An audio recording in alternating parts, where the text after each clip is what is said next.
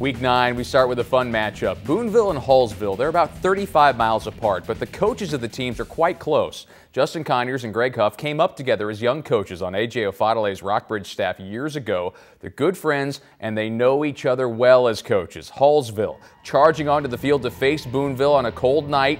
That makes the ball a little harder to handle for quarterback Tiger Cobb. First Hallsville series, the snap off Cobb's hands, picked up by Lane West, and that sets up Boonville in good field position. Ensuing drive, it's Jamison McKee from 4 yards out, 6-0 Boonville.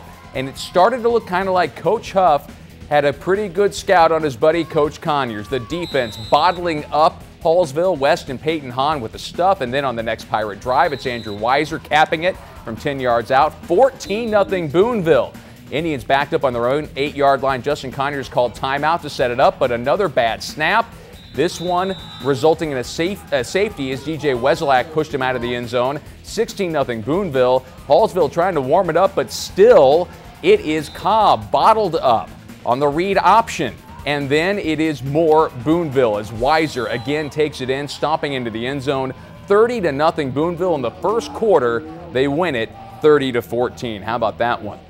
Blair Oaks hosting Osage in the final game of the regular season. Falcons quarterback Dylan Hare to Levi Haney. He breaks free for the score, and wouldn't you know it, Blair Oaks is on top 7-0. Their offensive line, such a big part of what they do offensively. Next drive, Eric Hood gets the pitch, and he is stuck to the ground by Carson Pringer and Cody Marble. What a hit there. But Osage would answer. Brockton McLaughlin, the 19-yard pass, beautiful spiral right in your living room and into the hands of Hunter Grabber for the snag. 7-7 Falcons ball. Dylan Hare, he is so good at this. They pave the way, and Hare keeps it right into the end zone. 14-7 Blair Oaks.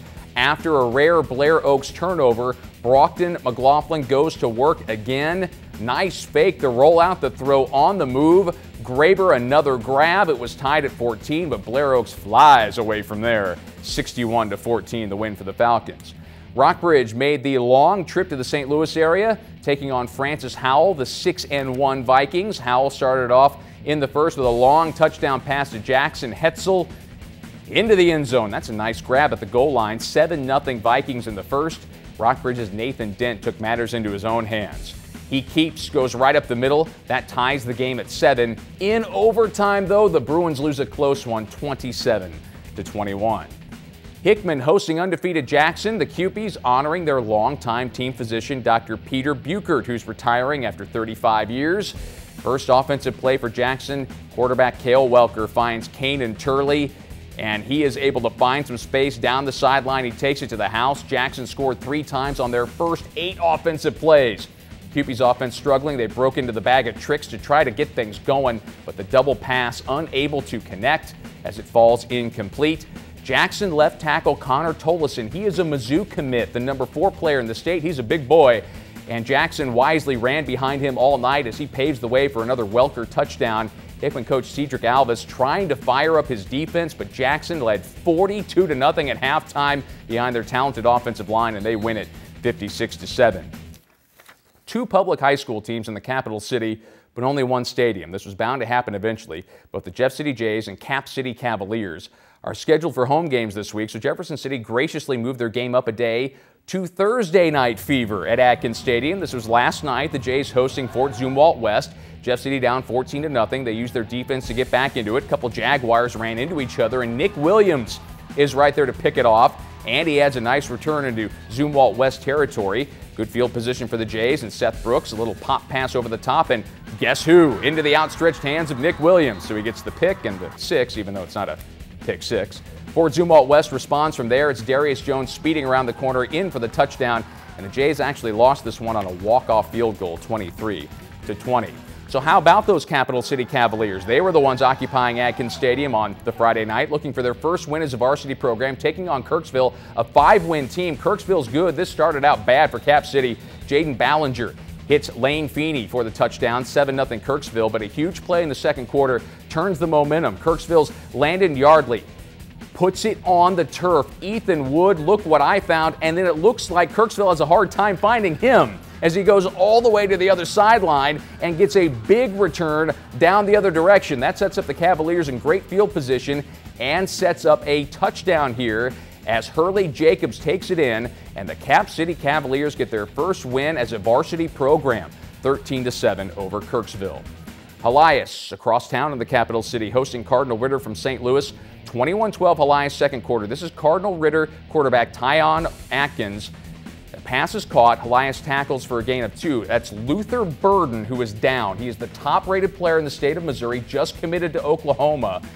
Had Missouri in his last 5. He heads to the locker room on his own power but did not return. Later, Tyon Atkins steps back, seems to fumble the ball. It's a clear Helias recovery. It's ruled an incomplete pass. Same drive, 4th and 30 with the pink cleats. In October, Tyon Atkins tries the fake punt, gets stopped by that tough Helias defense. The game went into halftime from there. Third quarter, Helias quarterback Jacob Weaver gets that offense going, takes it himself, and he is not going to be caught. And Helias goes on to defeat Cardinal Ritter 27-18. As we go to the scoreboard, take a look at this. Battle goes on the road. They win at Hannibal 27-14. Couple of touchdowns for Khalil Dampier led the way for the Spartans, who improved to 6-1 on the season. Here's the rest of your scores.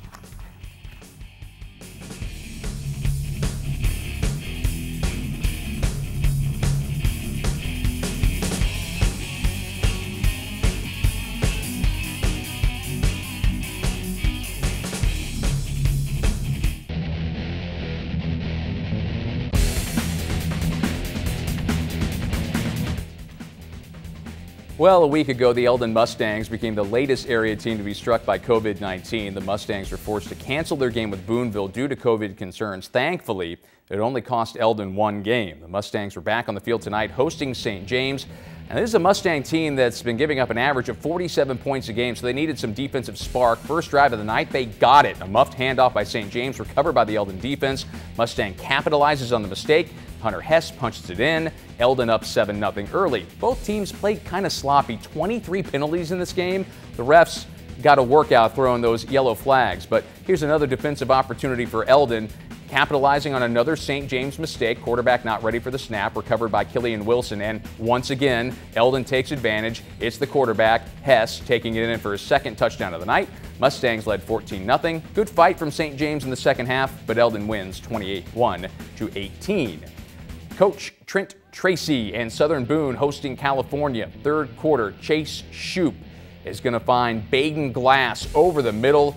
Glass takes it inside the 10-yard line. Shoup would punch it in on a short QB sneak to make it 14-0 Eagles. Midway through the fourth quarter, 4th and 9, Pinto's got to have this to keep some hopes alive, but it is Tanner Sapp coming up with the sack for Southern Boone. That's a turnover on downs, and on the ensuing drive, Shoup goes back to work. This time he finds Blake Dapkus. Nice move to the inside by Dapkus to set up the goal to go, and Shoup takes it himself for his second touchdown in a matter of moments to ice the game. A great performance from the Eagle defense as Southern Boone shuts out California 21-0. The Fulton Hornets hosting the Sweet Springs Greyhounds, last game of the regular season, and Fulton looking for their first win.